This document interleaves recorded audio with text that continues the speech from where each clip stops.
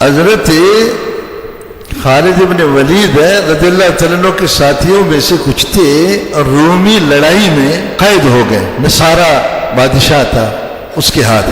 جب ان سے انٹرویو لیا گیا تو ایک اتنا سمجھدار تھا ان صحابہ میں سے. بادشاہ نے کہا یار یہ تو 10 حکومتیں چلا سکتا ہے یہ شخص, اس کو کسی طرح جو ہے نا ہمیں ہتھیار لینا چاہیے.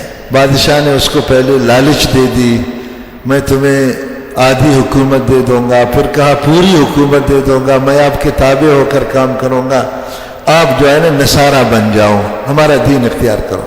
اس نے کہا کہ نہیں, میں تو کسی لالچ میں یہ کام نہیں کر سکتا. پھر بادشاہ نے ڈرانا شروع کیا, میں تمہیں یہ سزا دے دوں گا, وہ سزا دے دوں گا, یہ تکلیف دے دوں گا, یہ پریشان. اس نے کہا مرضی کچھ کرو, میں تو نہیں کر سکتا.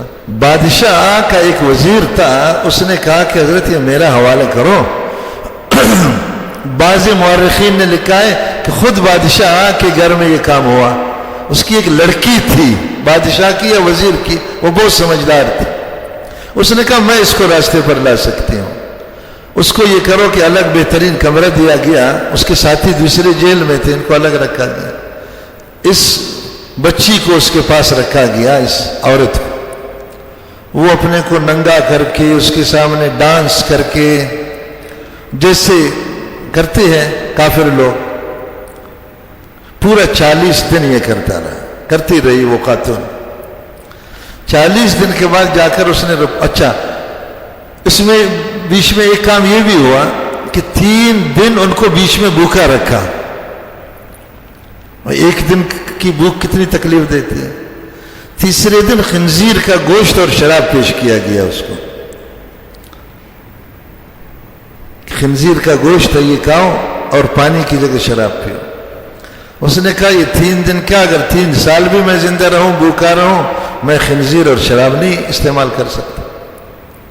پھر یہ عورت نے جو کرنا تھا کیا, 40 دن کے بعد جو رپورٹ پیش کی,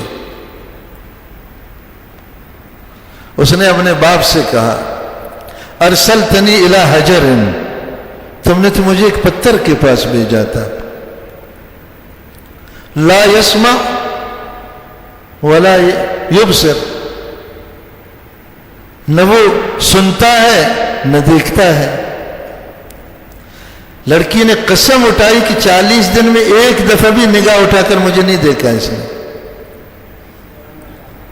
یہ بی ینطق, بی یبصر, بی یسمع, یہ بقا ہے, یہ بقا کا کمال ہے. نہیں سمجھ میں آ رہی ہے بات؟ یہ قیامت تک رہے گا, یہ نہیں کہ صرف صحابہ کے ساتھ, قیامت تک.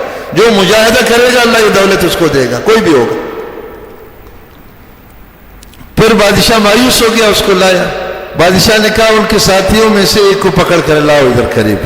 ہتھکڑیوں میں لایا, ایک بڑا مرتبان لیا, کڑھائی لی, اس میں تیل ڈالا, کھولتے ہوئے تیل میں اس جیلی کو اٹھا کر ڈال دیا. ایک لمحہ میں وہ ٹکڑے ٹکڑے ہو گیا, اس کے تمام گوشت الگ ہو گئے, ہڈیاں الگ ہو گئے.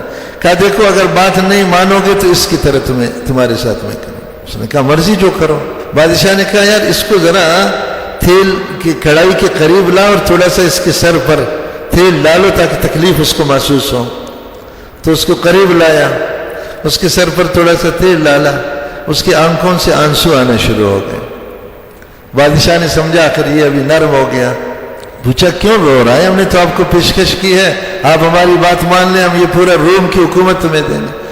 اس نے کہا رونا اس افسوس پر آ گیا کہ یہ ایک سانس سے اللہ کے لیے قربان ہوگی, یہ تو کوئی کمال نہیں ہے.